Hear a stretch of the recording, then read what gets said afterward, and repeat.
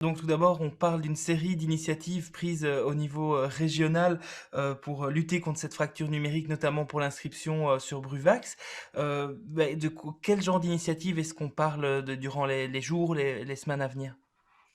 Ici, spécifiquement par rapport à la plateforme Bruvax, ce que nous avons prévu, c'est de mener toute une série d'actions dans 6 communes de la région de Bruxelles-Capitale, 6 communes qui sont considérées comme étant potentiellement plus en fracture numérique que d'autres. Donc ici, on parle de Molenbeek, de la ville de Bruxelles, de Saint-Gilles, de Schaerbeek, Saint-Josse et Koekelberg. Et donc, dans ces 6 communes, on va aller à la rencontre du citoyen sur des marchés directement, euh, soit avec un bus, soit avec une tonnelle quand le bus de la STIB ne peut pas être présent. Et c'est vraiment pour aider les gens à s'inscrire sur la plateforme Bruvax, à prendre rendez-vous directement. Donc, on se rend compte que la vaccination, elle a vraiment été ralentie par le fait que l'inscription était faite de manière digitale. Et donc, voilà, ici, c'est juste pour pallier ce petit problème. Donc on se rend vraiment compte qu'il y a une certaine fracture numérique par rapport aux gens qui veulent s'inscrire pour se faire vacciner. Comment est-ce que vous en rendez compte?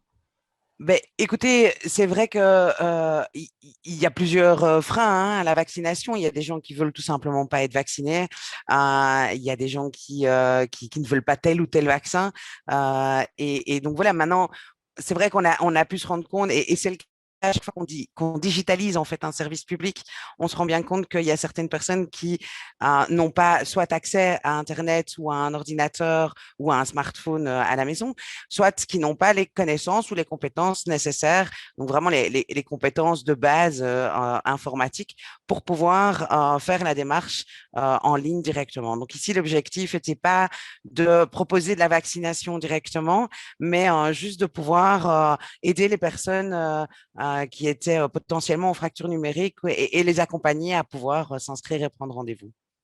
Et alors au niveau de la fracture numérique, on pense souvent aux personnes plus âgées qui savent parfois pas manier l'outil informatique, mais pas que. Il y a aussi d'autres profils qui sont visés finalement dans vos initiatives.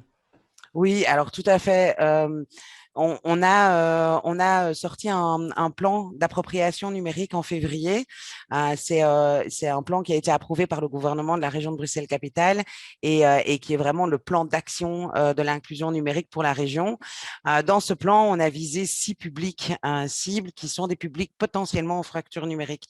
Il y a beaucoup de critères en fait qui peuvent déterminer si une personne est potentiellement en fracture numérique ou pas. Mais il y a un critère très important qui est un critère socio-économique. Donc, dans les 6 publics que nous visons, nous visons les seniors, bien sûr. Nous visions également les jeunes, parce que les jeunes sont habitués à utiliser TikTok ou faire des petites vidéos sur les réseaux sociaux, mais avec un laptop beaucoup moins à l'aise. Euh, on a également les chercheurs d'emploi pour les aider à trouver un emploi, chercher un emploi, faire un CV en ligne, envoyer un CV. On a également les personnes en situation de handicap, où là, c'est vraiment plus une question de sites web accessibles. Voilà. Et alors, on a également les femmes, hein, parce qu'on considère que les femmes, surtout les femmes isolées, sont potentiellement moins à l'aise avec l'outil numérique que les hommes. Et alors, le dernier public, mais qui n'est pas des moindres non plus, ce sont les personnes qui sont plus précarisées.